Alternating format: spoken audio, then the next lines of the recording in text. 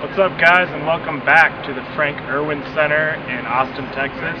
I am Daily Bruin Sports Senior Staffer Sam Strong, alongside I'm Ryan Menezes, basketball writer, Court Visions columnist. Check out Court Visions after the game. Yes, it's about 2:45 a.m. here in Austin, at the site of UCLA's resting place of its season. Yeah, season-ending defeat here earlier today, the 83-63 loss to Minnesota. It got pretty ugly there at the end. Really, probably their worst game of the year. UCLA's worst shooting night of the year. They shot 31.7% from the field and 18-something% from three-point range. Yeah. So really picked a bad time to have their worst shooting night of the year. And you could have seen this coming, really. I mean, I took out this box score right here. I'm not going to read the box score like, Ben Howland. Don't get too statty. Don't get too statty. But, okay, I'm just going to turn it here.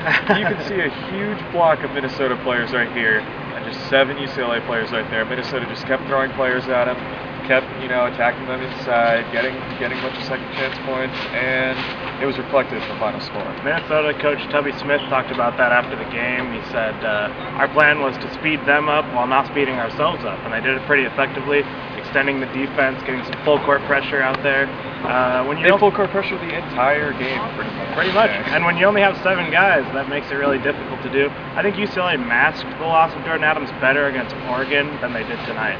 Nothing was going offensively, especially in the first half. Right. So, the season ends here. We're obviously faced with a lot of questions about Ben Howland's future. Any thoughts on that right now? Well, Bill Plaschke of the LA Times asked him in the post-game press conference, have you coached your last game here? He said, no comment. So, in my mind, that's a yes. I don't think there's any other option. With the way the contract works out and with the way the season ended, I just think there's just no good situation by which he returns to the program. Yeah, and you know what? In my opinion, it's honestly just too toxic of an atmosphere right now for him to come back.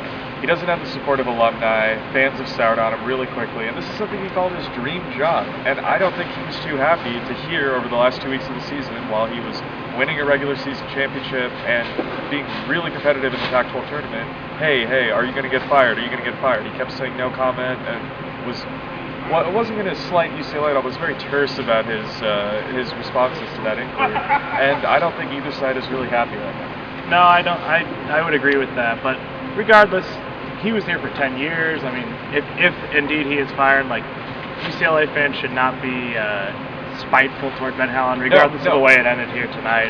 Great years, those final 4 years, even a couple good years after that. I would call this a good year, maybe not up to expectations, but it provided some highlights. But we can't ignore the fact that UCLA hasn't been to a Sweet 16 since 2008.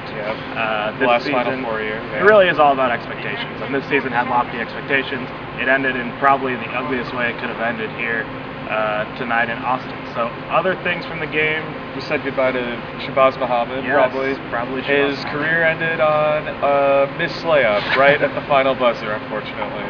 Not the way you want to go out. In typical Shabazz fashion, he was trying to do a little too much there to keep him in it, and was really just kind of playing a frantic style of ball that wasn't working for him. Yeah, and we have this tidbit drop today. There's a fantastic story in the LA Times. You should read it. It's about Shabazz's relationship with his father, Ron Holmes.